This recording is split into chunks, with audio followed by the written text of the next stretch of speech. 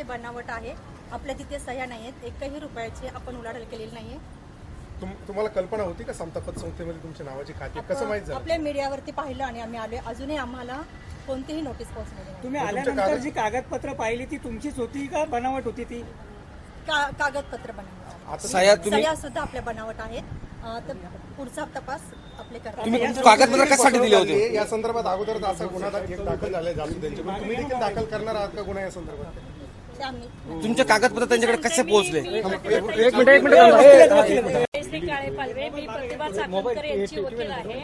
प्रसार माध्यमातील बातम्यांमध्ये जी माहिती प्रसारित झाली की प्रतिभाताई यांना पोलिसांनी नोटीस पाठवली असूनही त्यांना ती नोटीस मिळालेली नाही, परंतु बनावट खाती जी अशोक खरात यांनी काढलेली आहेत समता परिषदेची, त्याची माहिती देण्यासाठी प्रतिभा चाकणकर व तन्मय चाकणकर या ठिकाणी आज उपस्थित राहिलेले आहेत.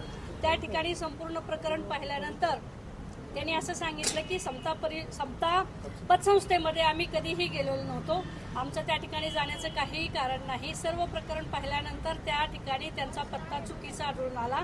त्याचबरोबर या ठिकाणी नॉमिनी अशोक खरातनी स्वतःचा आहे, फोन नंबर सुद्धा त्याचा आहे. हे सर्व निश्चित झाल्यानंतर त्या ठिकाणी अनेक सह्यांचे नमुने प्रतिभा चाकणकर व तन्मय चाकणकर यांनी त्या ठिकाणी पोलिसांना दिले.